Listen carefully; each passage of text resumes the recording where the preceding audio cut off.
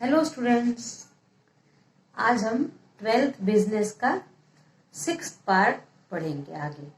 और आपको अच्छा लग रहा है? सारे वीडियो देख रहे हो ना?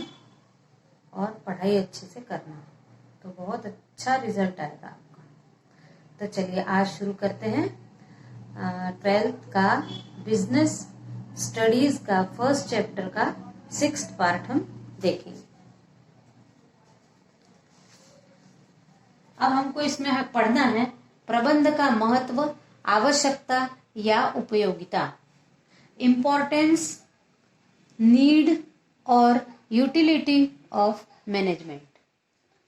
इसमें पहला है उत्पादन के साधनों का श्रेष्ठतम प्रयोग।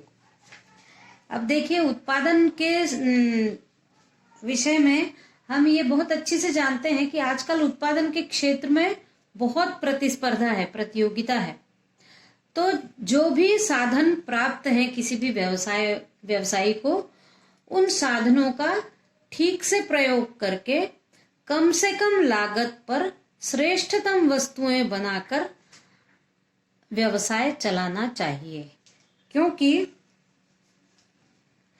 जब लोगों को कम कीमत पर वस्तुएं मिलेंगी तब वो व्यापार ज्यादा फलेगा। लेकिन कम कीमत पर भी प्रबंधक को क्या आवश्यक है कि वो वस्तुओं की क्वालिटी को भी मेंटेन करे। ऐसा नहीं कि कीमत कम हो तो क्वालिटी भी घटिया हो जाए, तो फिर वो व्यापार तो चलेगा ही नहीं आगे। इसलिए ये आवश्यक है कि उत्पादन के साधनों का श्रेष्ठतम प्रयोग किया जाए। कम से कम लागत पर ज्यादा अच्छी से अच्छी किस्म की वस्तुएं जब लोगों को मिलेंगी तो ऐसा व्यवसाय बहुत फलेगा फूलेगा। लेकिन ये कौन करेगा?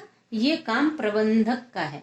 यानी किसी भी व्यवसाय में प्रबंधक की बहुत बड़ी भूमिका है। फिर दूसरा है उत्पादन की जटिलताओं का सामना करना। आजकल उत्पादन करना इतना आसान नहीं हो गया है। इतनी जटिलताओं का सामना करना पड़ता है एक उत्पादक को कि रोज कुछ न कुछ नया मार्केट में आता है, मशीनरी आती है, नया नया ज्ञान आता है मार्केट में। तो एक प्रबंधक जो होता है उसका कार्य है कि इन जटिलताओं को का ज्ञान लेते हुए उनको दूर करने का प्रयास करना है। जो भी कठिनाइयां आएंगी, क्योंकि आजकल सब ऑटोमेटिक का जमाना है, मशीनरी का जमाना है। आजकल तो रोटियां भी बनाना है तो केवल आटा और पानी मशीन में डाल दिया जाए तो पूरी रोटी भी सिक कर बाहर निकल जाती है। तो वो जो प्रबंधक है, उस प्रबंधक को ये ध्यान देना जरूरी है कि आज मार्केट में क्या नया चल रहा है और कैसे मैं अपने उद्योग में आई हुई कठिनाइयों को, जटिलताओं को दूर कर पाऊं। फिर है तीसरा वैज्ञानिक एवं तकनीकी आवश्यकताओं का ज्ञान।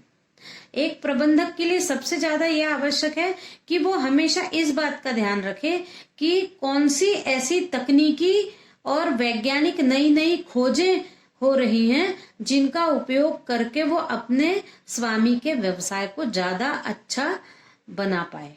तो उसको अपडेट रहने की जरूरत है कि क्या क्या मार्केट में नया आया है और उनका किस प्रकार से उपयोग करके मैं अपने उद्योग को भी ज्यादा ऊंचाइयों पर ले जाऊं। उसके बाद है तीव्र प्रतिस्पर्धा का सामना। आज का युग ऐसा है कि एक एक वस्तु के लिए इतनी प्रतिस्पर्धा है कि यदि आपकी वस्तु का अस्तित्व बनाए रखना है तो आपको समय अनुसार उस वस्तु में परिवर्तन करके कम से कम लागत पर बनाकर सस्ती और टिकाऊ वस्तु को जब बेचेंगे तभी आप इस तीव्र व्यापारिक प्रतिस्पर्धा का सामना कर पाएंगे। तो ये काम कौन कर सकता है? ये प्रबंध के द्वारा ही संभव है कि किस प्रकार से अच्छी किस्म की वस्तु कम रुपयों में जब वो बाहर बिकेंगी तभी लोग ज्यादा लेंगे। अब ये इसमें इसके अंतर्गत थोड़ा ये भी देख सकते हैं कि व्यवसाय तो सब शुरू करते हैं, लेकिन कुछ व्यवसाय यानी ऐसा माना जाता है विद्वानों के द्वारा कि कुछ व्यवसाय ज्यादा से ज्यादा 2 साल तक चलते हैं और फिर बंद हो जाते हैं। क्यों बंद हो जाते हैं? क्योंकि वो किसी प्रतिस्पर्धा का सामना नहीं कर पाते हैं। और जो प्रतिस्पर्धा का सामना कर पाते हैं वही व्यवसाय अधिक टिके रहते हैं। और ऐसे व्यवसाय, यदि 100 व्यवसाय शुरू हुए तो टिकने वाले व्यवसाय उनमें से केवल 33% होते हैं जो प्रतिस्पर्धा का सामना करके उस उद्योग में बने रहते हैं। तो इसलिए आवश्यक है कि जो तीव्र प्रतिस्पर्धा चल रही है उस प्रतिस्पर्धा में हमको उतरना है और ऐसे कार्य करना है कि हमारा जो व्यवसाय है वो लंबे समय तक चल पाए। फिर उद्देश्य निर्धारित करना और उसे प्राप्त करना। सबसे पहले प्रबंध का क्या काम है कि हमारा क्या उद्देश्य है। यदि वो किसी व्यवसाय का प्रबंधक है तो प्रबंधक पहले उद्देश्य तय करेगा, तब उसको उस उद्देश्य को प्राप्त करने के लिए उसे क्या क्या कार्य करना चाहिए, ये कार्य वो उद्देश्य पहले तय करेगा, फिर उसके बाद अपनी नीतियां तय करेगा। इसलिए आवश्यक है कि पहले उद्देश्य निर्धारित करें, फिर उस उद्देश्य को प्राप्त करने के लिए किए जाने वाले कौन से कार्य ज्यादा फायदेमंद होंगे, इन पर ध्यान देना प्रबंधक का काम है। फिर है बड़े आकार के उपक्रमों का संचालन। अब बड़े आकार, जो बड़े बड़े व्यवसाय होते हैं, आजकल तो प्रत्येक व्यवसाय बड़े स्तर पर होने लगा है और ये बड़े बड़े जो कारखाने हैं इसमें कंपनियों द्वारा संयुक्त पूंजी लगाई जाती है ना, एक व्यक्ति पूंजी नहीं लगाता, कंपनी में कई व्यक्ति उसमें पूंजी लगाते हैं। तो ये आवश्यक है कि जो वो प्राप्त करना चाहते हैं, जो उत्पादित माल होता है उसको बेचने के बाद जो लाभ प्राप्त हो वो भी इतना हो कि सारे पूंजीपतियों को मिल पाए। फिर है न्यूनतम प्रयास से अधिकतम परिणाम प्राप्त करना। प्रबंधक का तो ये सबसे बड़ा काम है कि न्यूनतम संसाधन और न्यूनतम प्रयास, यानी श्रमिकों से और वहां कार्य करने वाले लोगों से के कम प्रयास में अधिक से अधिक माल उत्पन्न करना और अधिक से अधिक लाभ उत्पन्न करना, ये एक प्रबंधन का ही काम है। उसके बाद है नवीन व्यावसायिक अवसरों को खोजना। प्रबंधक का सबसे बड़ा काम है कि नवीन व्यावसायिक अवसरों को खोजना, यानी यदि व्यवसाय के अंतर्गत किसी वस्तु का निर्माण हो रहा है तो ऐसे कौन से नवीन अवसर है जिनमें हम उन अवसरों का लाभ उठाकर अपनी वस्तुओं को और ज्यादा बेच पाए, कहाँ कैसे बेच पाए। इन अवसरों के हमेशा ज्ञान लेते रहना पड़ेगा, प्रबंधक को खोज करते रहना पड़ेगा और नए नए साधन और नए नए व्यावसायिक अवसरों को पर कार्य करना पड़ेगा।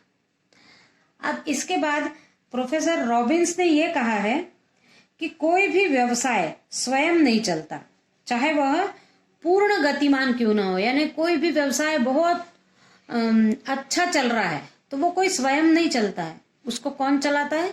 प्रबंधन चलाता है, प्रबंध चलाता है। और यदि प्रबंध को निरंतर प्रोत्साहन न मिलता रहेगा, तो वो ठीक से कार्य नहीं कर पाएगा। और एक बहुत अच्छी बात कही गई है प्रोफेसर रॉबिन्स के द्वारा कि यदि कोई व्यवसाय शरीर है तो प्रबंध उसका मस्तिष्क है। यानी यदि प्रबंध कार्य न करे तो शरीर क्या करेगा? यानी हमारा यदि मस्तिष्क कार्य न करे तो हमारा शरीर तो मृत प्राय है, मरा हुआ शरीर है। तो किसी भी व्यवसाय में यदि प्रबंध कुछ नहीं करेगा तो वो व्यवसाय खत्म के बराबर है। इसलिए यहाँ पर देखिए लिखा है कि एनीथिंग माइनस मैनेजमेंट इक्वल 0।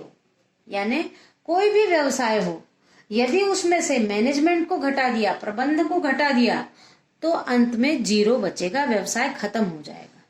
इसलिए हम यहाँ जो प्रबंध का महत्व देख रहे हैं, इसलिए प्रबंध का सारे व्यवसायियों के साथ आज की दुनिया में, आज के समय में बहुत महत्व है। प्रबंध के बिना कोई भी व्यवसाय 0 है। समझ में आया आप लोगों को? आज बस इतना ही। मेरे चैनल को सब्सक्राइब करिए और वीडियो अच्छा लगेगा तो लाइक करिए, शेयर करिए और बेल आइकन को क्लिक करिए। Thank you.